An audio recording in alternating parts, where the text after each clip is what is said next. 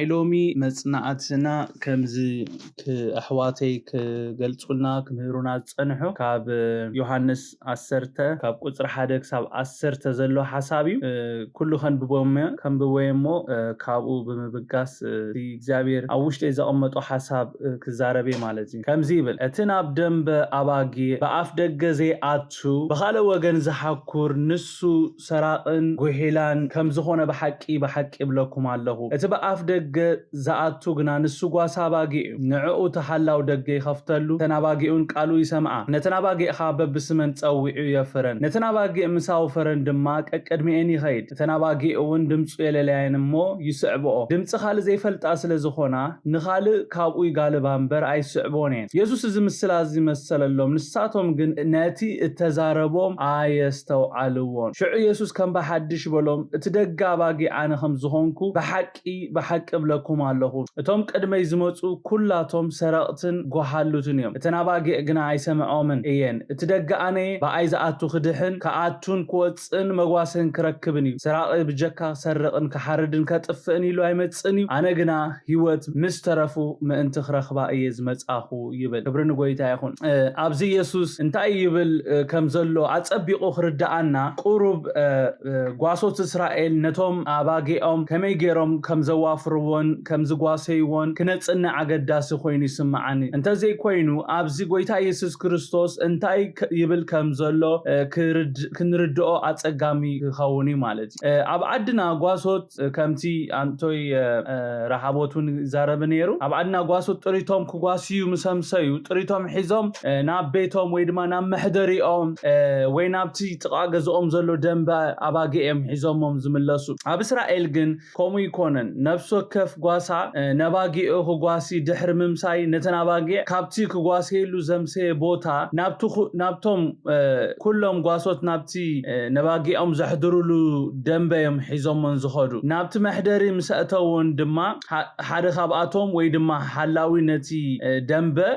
ይሕልው ቶም ካልኦት ድማ ክጓስዩ ስለ ዝወዓሉ ክጓስዩ ስለ ዘርፈዱ የዕርፉ ማለት እዩ ምስ ወገሐ ድማ ነፍሲ ወከፍ ጓሳ ነባጊኡ ናብቲ ደንበ ኣባጊ ወይ መሕደሪ ንኸይድ እሞ ነተናባጊ ካብቲ ደንበ በብስመን እንዳጸውዐ ነተናባጊኡ ናብኡ ይእክበን የዋፍረን እቲ ካልእ ጓሳውን ብተመሳሳሊ ነባጊኡ በብስመን እንዳጸውዐ ከምቲ ተቀዳማይ ዝገበሮ ይገብር ማለት እዩ እቲ ደንበ ኣባጊ ሓደ ኣፍ ደገ ዘለዎ ዙርዩ ዝተሓጽረ ዚንጎ ዘይብሉ ቦታ እዩ እቲ ሓጹር እተናባጊ ከይብህራ በላዒ ከይረኽበን ዝከላኸል እዩ ማለት እዩ ነተን ብሓደ ዝሓደራ ብኣሻሓት ወይ ብኣማይ ዝቁጸራ ኣባጊ ነፍሲ ወከፍ ጓሳ ነተን ናቱ ኣባጊ ካብቲ ናይቶም ካልኦት ዝፈልየሉ እንኮ መንገዲ እንታይ እንድሕር ኢልና ድምፂ እዩ ጽቡቕ ጌርኩም ስምዑኒ ቅዱሳነይ ጎይታ ኢየሱስ ይባረኩም ጎይታ ኢየሱስ ኣብዚ ሎሚ ነጽንዖ ክፍሊ ኣብ ቁጽሪ 1-2 ክዛረብ ከሎ እንታይ ኢሉ እቲ ናብ ደንበ ኣባጊ በኣፍ ደገ ዘይኣቱ ብኻልእ ወገን ዝሓኩር ንሱ ሰራቕን ጎሒላን ከም ዝኾነ በሓቂ ብለኩም ኣለኹ እቲ በኣፍ ደገ ዝኣቱ ግና ንሱ ጓሳ ኣባጊ ኢሉ ኣብዚ ጎይታ ብዛዕባ ባህሪ ሓቀኛ ጓሶትን ሓሰውቲ ጓሶትን ይዛረብ ዘሎ እቲ ሓቀኛ ጓሳ ነባጊኡ ደሊኡ ክመጽእ ከሎ ትኺሉ ናብቲ ማዕጾ እዩ ዝኸይድ እቲ ሓላው ድማ ነቲ ኣፍ ደገ ይኸፍተሉ ነተናባጊኡ በብስመን እንዳጸውዐ ድማ የፍረን ማለት እቲ ሰራቕ ግና እቲ ሓላው ማዕጾ ኾነ እተን ኣባጊ ከም ዘይፈልጥኦ ስለ ዝፈልጥ ነተናባጊ ሰርቕ ብኻልእ ወገን ይሓኩር ማለት እዩ ደንበ ማለት ቅዱሳን እተናባጊ ዝሓድራሉ ስፍራ ማለት እዩ ከምቲ ክብሎ ጸናሕኩ ጎይታ ኢየሱስ እቲ ናብ ደንበ ኣባጊ በኣፍ ደገ ዘይኣቱ ብኻልእ ወገን ዝሓኩር ንሱ ሰራቕን ጎሒላን ከም ዝኾነ በሓቂ እብለኩም ኣለኹ እንድሕር ኢሉና ሓደ ክነስተብህሎ ዝግባኣና ነገር እንታይ እዩ ብኣፍ ደገ ዘይኣቱ ሰራቕትን ጎሃላሉን ኣለው ማለት እዩ እቲ ሓቀኛ ጓሳ ይኹን እቲ ሰራቒ ሓደ ነገር ደልዮም ናብቲ ደንበ ኣባጊ ዝመጹ ሓቀይዶ ክልቲኦም ነተን باقي دليم يمزمصون ابز خي تزارب كله كحالفو زي دلي نفس وكفنا دما كنستبلو زدلي نصب انتايو كلتيኦም كتريኦም كلها غواسوت يمزمصلو كاب كلتيኦም اتحقنيان اتحساوي وي سراقن غحيلان غواسا بخمينا نفلطو من دحريلنا كمتي يسوس زبلو اتحقنيا غواسا باف دغ زاتو تسراق غنا غحيلا اتسراقن غحيلان غنا سراق سلازخونه اتحلاو معصون كم زي فلطو سلازفلط باف دغ فصيمو ايمصني اتحلاو دغ نتوم غواسو صبو غير يفلطومي اتناباغيعون نايمن مخوانن اصبيقن يفلطا اتسراقي والا باف دغ انت مص حدا اتحلاو دغ يكفتلوني بخالاي درجه دما اتناباغيعون دمصو سلازي يفلطا ايكسعبوني سلازي خايو بزي ديليتن كاب غواسن بحايل فلي خوسدن بخال زحكور مالتي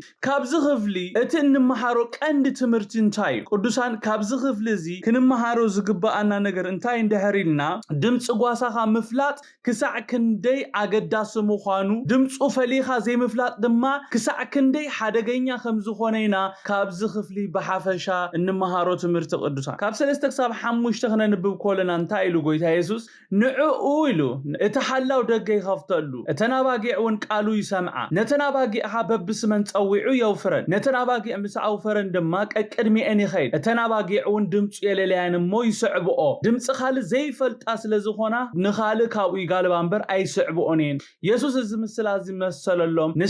ንሳቶም ግን ነቲ ተዛረቦም አያስተውዓልዎን ሎሚ እግዚአብሔር በዝቃል ገይሩ ክዛረበና ውዒሉሎ ሕጁን ይዛረበናሎ ዘስተውዕል አእምሮ ይሃበና አሜን አሜን ደኦዱሳን ሽሕ ጊዜ ዋላ ተነጊሩካ ካይተስተብል ትኽእሊኻ ጎይታ ኢየሱስ ክርስቶስ እና ተዛረቦም እዞም ሰባት ግን ከስተውዕልዎ አይከአሉን ይብል ዘስተውዕል አእምሮ ይሃበና ኦዱሳን አሞንጎ እትጓሳን እትሰራን ዘሎ ፍልሊ እንታይ እንደሕር ኢልና እተሐቀኛ ጓሳ ነተናባጊዑ በኃይሉ እንተ ዘይስዕብ ክናኒ አይብለንኒ እተሐቀኛ ጓሳ ቀቅድም ተናባጊ ይኸይድሞ ንሳተንካ በፍቃደን ደስና በለኒ ዝስዕብኦ ማለት እዩ ሰምዑኒ እተሐሳዊ ወይ ድማ ሰራቂ ጓሳ ግና ኮሙ ይኮነን እተናባጊ በፍቃደን ከም ዘይስዕብኦ ስለዝፈልጥ ዝተፈላለየ ኃይል ብምጥቃም ከም ዝስዕቦ ይገብር ማለት እዩ ከምቲ ኣብ ላዕሊ ዝበልኩዎ እቲ ደንባ አባጊዕ በብዙሕ አሻሓት ወይ በብዙሕ አማኢት አባጊዕ ዝሓድሩሉ ስፍራ እዩ እቶም ጋሶት ነተን ናቶም አባጊዕ ካብቶም ናይ ካልኦት ፈልዮም ዝወስድዎን ብኸመይ እንደሕር ኢልና ብድምፂ ድምፂ ጓሰአን ክሰምዓ ሆለዋ ከካብ ዘለዎ ስፍራ ናብ ጓሰአን ይእከባ ሽዑ የዋፍረን ማለት እዩ አሜን ሎሚ ነፍስ ወከፍና ጎይታ ኢየሱስ በዚ ቃል ገይሩ ክዛረበና ደሊ ዘሎ መልእኽቲ እንታይ ኢልና ክንሓትት ሰናይ ጎይታ ኢየሱስ ኣብዚ ብዛዕባ ጓሳን አባጊዕ እንዲ ክዛረበና ደሊስ ዋላ ካብኡ ዝሓለፈ መልእኽቲ ዘለዎ ጎይታ ኣብዚ መታን እቶም ሰማዓቱ እትኽብሎም ዝደለየ ነገር አጸቢቁ ክበርሓሎም እዩ በቲ ንሳቶም ክርድእዎ ዝኽእሉ ኣብነት ገይሩ ዝዛረቦም ዘሎ ሓቀይዶ ጎይታ ኢየሱስ ነቲ ካብ ቁጥር 7 ኒኖ ዘመሓላልፎ መልእኽቲ ንምምሕላፍ እዩ ነቲ ምሳሌያዊ አዘራርባ ተጠቂሙ ከምቲ ኣብ ቁጥር 6 ናይ ወንጌል ጸሓፊ ዝበሎ ግን ማንም ነቲ ኢየሱስ ብምሳሌ ዝተዛረቦ ዘረባ ዘስተብሃሎ የለ ጎይታ ኢየሱስ ነቲ ካብ ቁጥር 1 ክሳብ 5 ተዛረቦ ዘረባ እንታይ ማለቱ ከም ዝኾነ ነቶም ሰማዓቱ ትርጉሞሎም ኮሎ እንታይ ኢሉ ሽዑ ኢየሱስ ከም በሐድሽ በሎም እቲ ደገ አባጊዕ አነ ከም ዝኾንኩ በሐቂ ብለኩም ኣለኹ እቶም ቅድመይ ዝመጹ ሁላቶም ሰረቕትን ጎሓሉትን እዮም እተናባጊዕ ግና አይሰምዖምን እየን እቲ ደገ አነ በአይ ዘአቱ ክድሕን ከአቱን ክወፅን መጋሰይውን ክረክብ እዩ ሰራቕ ብጀካ ሰርቕ ከሐርድ ከጥፍእን ኢሉ አይመጽን አነ ግና ህይወት ምስተረፉ ምእንቲ ክረኽባ እየ ዝመጻኹ ሃሌሉያ አሜን ካብዚ ጎይታ ካብ ቁጥር 7 ክሳብ 10 ተዛረቦ ቃል ተበጊስካ ነቲ ካብ ቁጥር 1 ክሳብ 5 ተዛረቦ ምሳሌያዊ አዘራርባ ተመሊስካ ተንብቦ ሆለኻ ኢየሱስ እንታይ ክብል ከም ዝደለያ ጸቢቁ ይበርሓልካ ማለት እዩ አሜን ጎይታ እንታይ ኢሉ እቲ ደገ አባጊዕ አነ አሜን እቶም ቅድመይ ዝመጹ ኩላቶም ሰረቕትን ጎሓሉትን እዮም እተናባጊዕ ግና አይሰምዖን እቲ ደገ አነ አሜን በአይ ዘአቱ ክድሕን ኢሉ ከአቱን ክወፅን መጓሰዩን ክረክብን እዩ ሰራቕ ብጀካ ሰርቕን ከሐርድን ከጥፍእን ኢሉ አይመጽን አነ ግና እተናባጊዕ እተናተይ ዝኾነ አባጊዕ ህይወት ክረኽባ ናይ ዘለዓለም ህይወት ክረኽባ ህይወት ምስተረፉ ክረኽባ የዝመጻኹ ኢሉ ኢየሱስ ክርስቶስ ጎይታ ኢየሱስ ኣብዚ ሰለስተ አገደስቲ ነጥብታት እዩ ተዛሪቡሎ እግዚአብሔር ይመስገን ቀዳማይ ነጥቢ እንታይ ኢሉ እቲ ደገ አባጊ አነ እየ ኢሉ አሜን እቲ ደገ አባጊ መን ኢሉ አነ ኢሉ እግዚአብሔር ሽሙ ይባረክ ክብርን ሽሙ ይሁን እቲ በኻላይ ደረጃ ጎይታ ኢየሱስ ክርስቶስ እንታይ ኢሉ በአይ ዘአቱ ኢሉ በአይ ዘአቱ ክድህን ኢሉ አሜን እቲ በአይ ዘአቱ በቲ ደገ ዘአቱ ክድህን ከአቱ ክወፅን መጋሶይን ክረክብን ኢሉ በሳልሳይ ደረጃ ጎይታ እንታይ ኢሉ ሰራቂ ናይ ሰራቂ ባህር ድማ ክዛረብ ኮሎ ብጀካ ክሰርቅን ከሓርድን ከጥፍእን ኢሉ አይመፅን አነ ግና ህይወት ምስተረፉ ምእንቲ ክረኽባየ ዝመጻኹ ኢሉ ጎይታ ኢየሱስ ኣብ ላዕሊ ብዛዕባ ደንባ አባጌ ጓሶት ብዛዕባ ተናባጌ ብዛዕባቶም በአፍ ዘአቱን ዘይአቱን በአፍ ደገ ዘአቱን ዘይአቱን ከምኡን ብዛዕባቲ ሓላው ደገ ብሰፊሑ ተዛሪቡሎ ጎይታ ኢየሱስ ካብ ቁጽሪ 1 ክሳብ 5 ናብ ደንባ አባጌ በአፍ ደገ ዘይአቱ ማለት ብመንገዱ ዘይአቱ ብካል ወገን ዘሓኩር ንሱ ሰራእን ጎሒላን ከም ዝኾነ እቲ በአፍ ደገ ዘአቱ ጓሳ አባጌ ከም ዝኾነ ንዑት ሓላው ደገ ከም ዝኸፍተሉ እተናባጌውን ቃሉ ከም ዝሰምዓ በብስማተን ጸዊዑ ከም ዘዋፍረን እቲ ጓሳ ቀቅድሚ ተናባጌ ከም ዝኸይድ እተናባጌውን ድምጹ ስለ ዘላልያ ድድሕሪ ጓሰአን ከም ዝስዕባ ድምጽ ካል ስለ ዘይፈልጣ ካብቲ ካል ድምጽ ከም ዝጋለባ ተዛሪቡሎ እቶም ሰማዕቱ ግና ነቲ ዝተዛረቡ ስለ ዘይስተውዓሉ ኢየሱስ መሊሱ ነቲ ዝበሎ እንታይ ማለት ምዃኑ ደጊሙ ክነግሮም ኮሎ ይናብዝ ንርኢ ዘለና ኣብዚ ጎይታ አገዳስ መልእኽቲ ንሰማዕቱ ዘመሓላልፍ ዘሎ ከምቲ ኣብ ቁጽሪ 7 ነንብቦ ጸናሕና ነቲ አቀዲሙ ዝተዛረቦ ነገሪ ጎይታ ኢየሱስ ክርስቶስ ካብ ቁጽሪ 7 ክሳብ 10 ተዛሪቡ ነቲ ቃል ክነንብቦ ኮለና እንታይ ብል ሽዑ ኢየሱስ ከም በሐድሽ በሎም ይብለና እቲ ደገ አባጌ አነ ከም ዝኾንኩ በሐቂ እብለኩም ኣለኹ ኢሉ እታ ከም በሐድሽ ትብል ዘላ ቃል ደጊሙ ማለት እዩ አሜን ኢየሱስ ኣብዚ መሊሱ ነቲ አቀዲሙ ዝተዛረቦ ቃል ይደግም ከም ዘሎ እዩ ኣብዚ ክፍሊ ዘርእየና ዘሎ ኣብዚ እቲ በሐቂ ዝብል ቃል አሜን ዝብል ትርጉም ይዘለዎ በዓል ኢዮባ ዝጽቡቅ ገይሩ ዝርድኦ ምክንያቱም በግሪክ እዚ በሐቂ ተባሂሉ ዘሎ አሜን ዝብል ትርጉም ይዘለዎ ስለዚ ጎይታ ኢየሱስ ኣብዚ ፍተው ጽልዑ ተቀበልዎ አይተቀበልዎ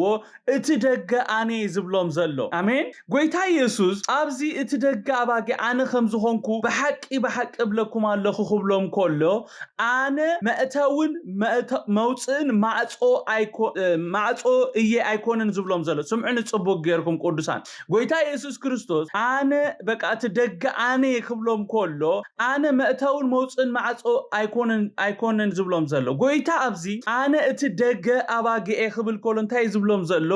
አነ እቲ ዝዓጽውን ዝኸፍትን አሜን እቲ ሓላው ደገ አነ ዝብሎም ዘሎ አሜን ዶ ጎይታ እዩ ዝኸፍትን ዝዓጽውን እግዚአብሔር ስሙ ይባረክ ጎይታ እዩ ዝሸውምን ዘውርድን እግዚአብሔር ስሙ ይባረክ ናይ ኩሉ ነገር ቁልፍ ዘለዎ ጎይታ እዩ ክብርን ሽሙ ይኹን ጎይታ ኢየሱስ ክርስቶስ አነ እቲ ደገ አባጌ ክብል ኮሎ አነ እቲ ዝኸፍትን ዝዓጽውን ዝብል ዘሎ ክብርን ሽሙ ይኹን ሃሌሉያ ኣብ ቁጽሪ 3 ጎይታ ኢየሱስ እንታይ ኢሉ ንዕኡ እቲ ሓላው ደገ ይከፍተሉ ኢሉ እቲ ዝኸፍት ጎይታ እዩ ሃሌሉያ አሜን ተናባጊኡን ቃሉ ይሰምዓ ተናባጊዕኻ በብስመን ጸዊዑ የፍረን ኢሉ እቲ ሓላው ደገ ነቲ ጓሳ ክኸፍተሉ ክልቲኦም ክፋለጡ ኣለዎ አቀይዶ እቲ ሓላው ደገ ሱቕ ኢሉ ነተናባጊ አሕሊፉ ንዘይፈልጦ ጓሳ ይህበንን እዩ አሜን ዶ እቲ ጓሳ ቅድሚ ናብ ተናባጊ ዘለዎ መሕላፉ ናይ ግድን እቲ ሓላው ደገ ከፍተሉ ክእል ኣለዎ እቲ ሓላው ደገ ምስከፈተሉ እዩ ነተናባጊ በብስመን ጸዊዑ ዘውፍረን ስለዚ ጎይታ ኢየሱስ አነ እቲ ደገ እየ ክብል ኮሎ አነ እቲ ማዕጾ ዝኸፍትን ዝዓጽውን ይዝብለና ዘሎ ኢየሱስ ጎይታ ኢየሱስ አነ ደገ ክብል ኮሎ ከምቲ ኣብ ቁጽሪ 9 ዝበሎ አነ ደገ ምድሓኔ ማለት እዩ ጽቡቅ ገይርኩም ስምዑ ኢየሱስ ክርስቶስ ጎይታ ኣብ ቁጽሪ 9 ጎይታ እንታይ ኢሉ እቲ ደገ አነ በአይ ዘአቱ ክድህን ኢሉ እግዚአብሔር ስሙ ይባረክ በቲ ደገ ዘአቱ ጥራይ ዝድህን በቲ ደገ ዝኾነ ክርስቶስ ዘአቱ ጥራዩ ምድሓን ዝረክብ ኢየሱስ ክርስቶስ ጎይታ ስለዚ ጎይታ ኢየሱስ ክርስቶስ አነ ደገ እየ ክብል ኮሎ እንታይ ዝብል ዘሎ አነ ደገ ምድሓኔ ዝብል ዘሎ አነ ደገ ክብል ኮሎ አነ ምንጭ ህይወት ይዝብል ዘሎ አነ መንገድን ሐቅን ህይወትን ብጀካይ ማንም ናብ አቦ ከአቱ ዝኽእል የልቦን ይዝብል ዘሎ ኢየሱስ ጎይታ ኢየሱስ እቲ ደገ አነ ምስበለ ቀጽሉ እንታይ ኢሉ እቲ በአይ ዘአቱ ክድህን ከአቱን ክወፅን መጓሰዩን ክረክብን ኢሉ ጎይታ ኢየሱስ ደገ ጥራይ አይኮነን አሜን ጎይታ ኢየሱስ እትደገ ዝኸፍትን ዝዓጽውን ንሱ ምስከፈተ ድማ ማንንም ከዓጾ ዘይክእል ንሱ ምስዓጸወ ድማ ማንንም ክኸፍት ዘይክእል በዓል ስልጣን ይክብርን ጎይታ ይኹን እዚ እቲ ደገ አባጊ አነ ኢሉ ዝዛረብ ዘሎ ኣብ ራእይ ዮሐንስ 3:8 እንታይሉ ንግብርኻ ፈልጦለኹ አቅምኻ ሂደት እዩ ንቃለይ ሓሊኻዮ ንስመይውን ያካ ሓድካየን እሞ እነሆ ሓደኳ ከዓጾ ዘይክእል ክፉ ደገ ህበካ ኣለኹ ኢሉ እዚ እቲ ጎይታ ኢየሱስ ክርስቶስ ጎይታ ንሱ ይኸፍት ንሱ ይዓጹ አሜን ማንም አነ ምስ ከፈትኩ ኢሉ ማንም ከዓጹ አይክእልን ኢሉ አነ ምስ ዓጸኹ ድማ ማንም ክኸፍት አይክእልን ዝበለ ጎይታ እዩ ትደገ በእንግሊዘኛ ነቲ ኣብ ቁጥር 9 ተጻሓፈ ከይና ክነንብብ ኮለና ከምዚ ይብል I am the door if anyone enters in by me he shall be saved and shall go in and out and find pasture ኢሉ ስምዑ if anyone ኢሉ ጎይታ ኢየሱስ ክርስቶስ እዛ ዝሆነ ሰብ ትብል ቃል ኣብ ትግርኛና ጎዲላላ ማለት እዩ አሜን ኣብዚ ጎይታ ኢየሱስ ክርስቶስ እታ ዝሆነ ሰብ ከም ዝበልኩኹም ኣብ ትግርኛ ክነንብብ ኮለና እቲ ደገ አባጊ አነየ ትበአይ ዝኣቱ ኢሉ ይዝኸይድ ማንም ሰብ ወይ ድማ እቲ ዝሆነ ሰብ ዝብል ቃል የለን ኣብ ትግርኛና እታ ዝሆነ ሰብ ትብል ቃል የለን እታ ዝሆነ ሰብ ትብል ቃል ንሁሉ ማለት ነቶም ጓሶትን ነተን አባጊዕን ዝውክል ቃል እዩ አሜን ወሳኒ ቃል እዩ ንሁሉ እቲ ጓሳ ይኹን እተን አባጊ በትደገ ዝሆነ ክርስቶስ ምዝኣቱ እዩ ከምቲ ኢየሱስ ዝበሎ ዝድሕኑ በቃ ዝኣቱን ዝወጹን መጓሰዩን ዝረኽቡ ጎይታ ኢየሱስ ኣብ ቁጥር 10 ድማ እንታይ ኢሉ ሰራቂ ብጀካ ክሰርቅን ከሓርድን ከጥፍእን ኢሉ አይመጽን እዩ አነ ግና ህይወት ምስተረፉ ምእንቲ ክረኽባየ ዝመጻኹ ኢሉ አሜን ማንኛውም በትደገ ዝሆነ ክርስቶስ ናብቲ ደምባባጌ ከአቱ ዝፍትን ከምቲ ኢየሱስ ዝበሎ ንሱ ሰራቅ ማንኛውም በትደገ ዝሆነ ክርስቶስ ናብቲ ደምበ አባጌ ከአቱ ዘይፍትን ከምቲ ኢየሱስ ክርስቶስ ዝበሎ ንሱ ሰራቅን ጎሒላን ጎይታ ኢየሱስ ሰራቅ ኢሉ ገሊጽዎ ዘሎ ንመን እንድሕር ኢልና ንዳቢሎስ ሓቀይ ዳቢሎስ ይሰራቅ እቲ ሰራቅ ክሰርቅ ጥራይ አይኮነን ዝመጽእ እቲ ሰራቅ ክሰርቅ ጥራይ አይኮነን ዝመጽእ እቲ ሰራቅ ክሰርቅን ከሓርድን ከጥፍእን ይዝመጽእ ነፍስ ወከፍ እቶም ብደገ ዘይኣቱም በአር ናያቦኦም ዲያቢሎስ ባህርያት እዮም ኣብ ህይወቶም ዝንጸረባረቕ ዘሎ ማለት እቲ ሰራቅ መጽኡ ንህይወትና ከይሰርቅ እንድሕር ደሊና ጽቡቅ ጌርኩም ስምዑ ሰራቅ መጽኡ ንቤትካ ሰላምካ ሓዳርካ ኩሉ ነገርካ ከይሰርቅ እንድሕር ደሊኻ ክንገብሮ ዝግባአና አገዳሲ ነገር እንታይ እንድሕር ኢልና ድምጽቲ ሓቀኛ ናይ ህይወትና ጓሳ ኢየሱስ ክነላሊ ኣሎና አሜን ዶ እተን አባጊ ዓሰር ጓሰአን ዝስዕባ ወይ ናብኡ ዝጽጋዓ ድምጽ ጓሰአን አጸቢቀን ስለ ዘላለያ እዩ ሓቀይ ዶ እቲ ጓሳ ካብ ንእስነተን ጀሚሩ ዘላመደን እንታይ እዩ እንድሕር ኢልና ድምጹ ምስማዕ ዘላመደን ድምጽ ጓሰአን ስለ ዘላለያ ካል ዓይነት ድምጽ ክመጽእ ኾሎ ዝመስል ድምጽ ክመጽእ ኾሎ ካብቲ ካል ድምጽ እዚ ድምጽ ጓሳና አይኮነን ኢለን ካብኡ ይሓድማ ስለዚ አነ ንስኻትኩምን ካብቶም ዘደናግሩ ድምጽታት ጽቡቅ ጌርኩም ቅዱሳን ስምዑኒ አነ ንስኻትኩምን ካብቶም ዘደናግሩ ድምጽታት ድምጽ ጓሳና ዝጥዕሙ ድምጽታት ክንሓድም ንኽእል ድምጽ ጓሳና እንፈልጥ ሰባት ክንከውን ኮለና ጥራይ እንተ ዘይኮይኑ ብቐሊሉ ተሰራቂ ካብቲ ጓሳ ነፍስና ክፈለየና ይኽእል ጎይታ ኢየሱስ ኣብ ቁጥር 8 ተዛረቦ ዘረባ እንድሕር ኣስተብሂልናሉ ሓደ ኣብ መልእኽቲ ኣለዎ እቶም ቅድመይ ዝመጹ ኢሉ ኩላቶም ሰረቕትን ጓሓሉትን እዮም እተን አባጊዕ ግና ኣይሰምዖምን ኢሉ ኣብዚ ሓደ ሕቶ ክንሓትት ሰናይ ኮይኑ ይስምዓኒ ስለምንታይን እተን አባጊዕ ዘይሰምዖም ኢልና ክንሓትት አገዳሲ እተን አባጊዕ ስለምንታይን ዘይሰምዖም እንድሕር ኢልና እተን አባጊዕ ድምጽ ጓሳኤን አጸቢቀን ዝፈልጣ ስለዝኾናይን ኢየሱስ ጎይታ ብዙሓት ስለምንታዮም ኣብ ዘመንና ዝጋገዩን ዝስሕቱን ዘለው እንድሕር ኢልና እቲ ቀንዲ ጸገም ኣብቶም ዘጋገዩ ዘይኮነስ ዘሎ ኣብተን አባጊዕ ጽቡቅ ጌርኩም ስምዑኒ መንፈስ አምላክ ሎሚ ንነፍስ ወከፍና ዝዛረቦ ቃል ኣሎ ዘመንና ሙሉ ንፓስተራት ክንወቅስ ነቢርናይና ዘመንና ሙሉ ንኹስቶ ክንወቅስ ነቢርናይና ሎሚ ግን ዘብቃዓሉ መዓልቲ እግዚአብሔር ስሙ ይባረክ ሎሚ ሓላፍነት ተወስደሉ ጊዜ አሜን ዶ ቅዱሳን ብዙሓት ስለምንታዮም ኣብ ዘመንና ዝጋገዩን ዝስሕቱን ዘለው እንድሕር ኢልና እቲ ቀንዲ ጸገም ኣብቶም ዘጋገዩ ዘይኮነ ዘሎ ኣብተን አባጊዕ ስለምንታይ ከምዚ ዝብል ዘለኹ ነፍስ ወከፍ በጊዕ ድምጽ ጓስኡን ተዝፈልጥ ማንም ጓሳየ ዝብል ማንም ሰራቅ ከታልሎ ኣይምኽኣለን ሓቀዶ ሓሶት ቅዱሳን እተን እተና ባጊዕ ምስቲ ጓሳ ነፍሰን ዝኾና ኢየሱስ ዝጠበቀ ሕብረት ስለዘይብለን ድምፁ አጸቢቀን ስለዘይተለማመዳ ዝመስሉ ድምጽታት ከጋግይዎን ከሎ ይርአይ ማለት ሎሚ ጎይታ በዚ መንፈሲ ተዛሪቡን ነዚ ቃል ዝኸንብብ ከለኹ ሎሚ ጎይታ በዚ ቃል ገይሩ እንታይ ዝብለና ዘሎ እንድሕር ኢልና ድምፀይ ዝፈልጡ ክድሕንዮም ዝብለና ዘሎ ድምፀይ ዝፈልጡ ከኣቱን ክወፁን መጓሰይን ክረኽቡ ዝብለና ዘሎ ስለዚ ሎሚ ድምፂ ጎይታና መታን ፈሊና ክንፈልጥ ኣብ ትሕቲ መጓሲኡ ንጓሰይ ምስቲ ሓቀኛ ጓሳ ጊዜ ነሕልፍ ሎሚ እኮ ምስቲ ካብ ምስ እግዚአብሔር ካብ ምስ መንፈስ አምላኽ ምስ ሰባት ነሕልፎ ጊዜ ዝበዝሕ ስለዚ ኻዩ ድምፂ ሰባት ጥራይ ተለማሚድና ንኸይድ ዘለና ድምፂ ጓሳና ዘይንፈልጥ ብኸሙ እኮይ ጎይታ ኢየሱስ ባዕልዩ ናብ ደንበ ኣባጊ በኣፍ ደገ ዘይኣቱ ብኻሊ ወገን ዝሓኩር ንሱ ሰራቅን ጎሒላን ከም ዝኾነ ብሓቂ ብለኩም ኣለኹ ኢሉ ሰራቅትን ጓሓላሉን ከም ዘለው ነጊሩና ኣሎ ሰራቅትን ጓሓላሉን ከም ዘለው እንድሕር ተነጊርካ ካብዚኦም ክድሕነሉ ትኽእል እንኮ መንገዲ ድምፂ ጓሳኻ ምፍላጥ ጥራይ ኣብ ኢድ እዞም ሰራቅትን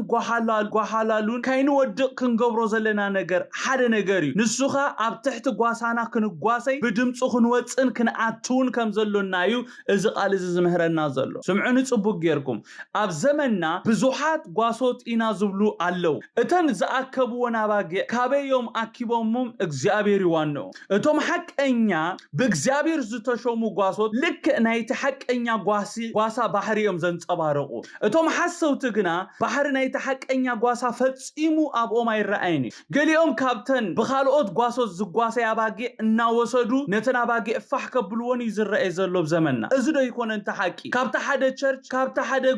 ማሕበር እናወሰድካ እኮ ኢኻ ሕጂ በቃ ጓሳ ኤልካ ንርእስኻ ትሸይም ማለት እዩ ሎሚ ኣነ ኣስሚረ ክዛረበሉ ደልየ ዘለኹ ሓደ ነገር እዩ ንሱኻ እንታይ እዩ ኣነ ንስኻትኩምን እንድሕሪ ከምቲ ዝግባእ ምስ ጓሳና ጊዜ ነሕልፍ ኮይና ጸላኢ ክብለጸልና ከም ዘይክእል ሎሚ ክነግረኩም እፈቱ ጸላኢ ከይብለጸልካ እንድሕር ደሊኻ ዳቢሎስ ከይብለጸልካ እንድሕር ደሊኻ ኣብ ኢድ ዞም ሰረቕትን ጓሓላሉን ኣብ ኢድ ዞም በዓል ዓስቢ ኢልዎም ዘሎ ጎይታ በዓል ዓስቢ ኢሉ ገሊጽዎም ዘሎ ከይትወድቕ እንድሕር ደሊኻ ምስቲ ሓቀኛ ጓሳ ነፍስኻ ክትጣበቕ ኣለዋ ኢየሱስ ክርስቶስ ጎይታ ሎሚ ማንም ንማንም ክወቅስ ናይ እግዚአብሔር ፍቃድ ኣይኮነን ጽቡቅ ጌርኩም ስምዑኒ ዘመን እንወቃቀሰሉ ኩስቶይ እንበሃለሉ ዘመን ኣብቂኡ እዩ ኣብ 2016 ኣብቂኡ ንማንም ክትወቅስ ኣይተጸዋዕኻን ፓስተርካ ክትወቅስ ወንጌላውያን ክትወቅስ ዋላ ዝኾነ ሰብ መሰል የብልካን ክትወቅስ ስምዑኒ ጽቡቅ ጌርኩም ስለምንታይ ጽቡቅ ጌርኩም ስምዑኒ ቅዱሳን ስለምንታይና አገልገልትና እንወቅስ እንድሕሪ ኢልኩምኒ መታን ድኻምና መታን ንምሽፋን ድኻምና ንምሽፋን ክንብሊና ንዕኦም ንወቅሶ እዚ ተሓቂ ፍተዋ ጽልኡዋ ድኻምካ ንምሽፋን ድኻምካ ንምሕባ በቶም አገልገልቲ ተመኻኒ ማለት ዚኦም ዳኸም ዚኦም ትብል ድኻምካ ንምሽፋን ሎሚ ኣነ ንገዛርእሰይ ንነፍስ ወከፍኩም ክብሎ ዝደልዮ ነገር ሓደ ነገር እዩ ንሱኻ እንታይ እዩ እቲ ጸገም ኣብ መራሕትና ጥራይ ዘይኮነስ ኣብ ነፍስ ወከፍና እውን እዩ ዘሎ ንሕና ምስ ጎይታ ጊዜ እንተነሕልፍ ድምፁ እንተነላሊ ምስኡ እንተንዘራረብ ካብ ውድቀት ምድሓና ነርና ነፍስ ወከፍና ግና ኣብ ክንዲ ርእስና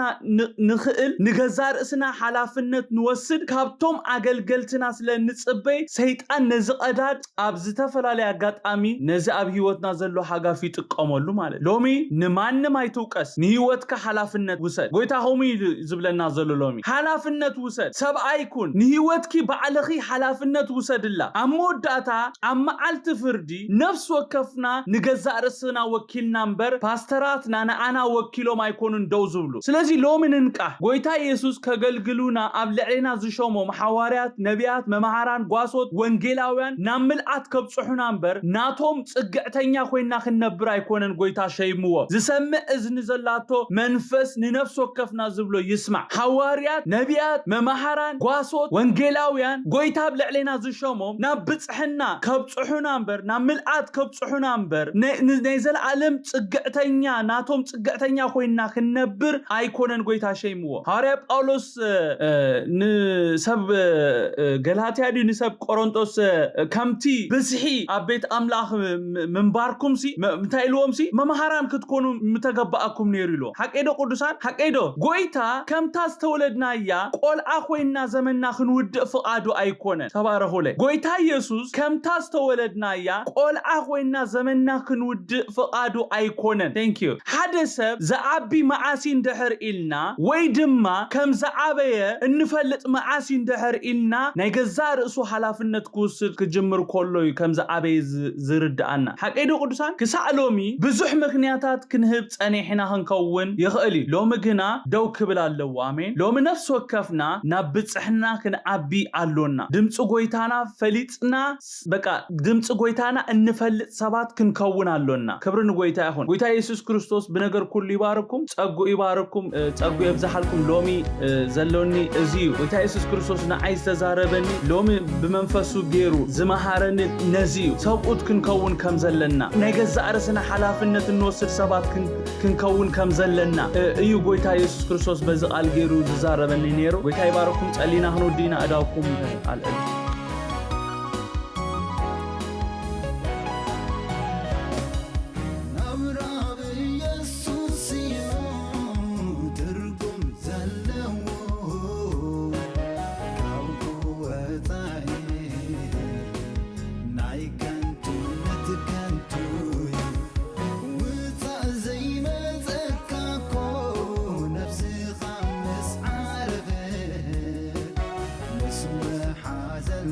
سلام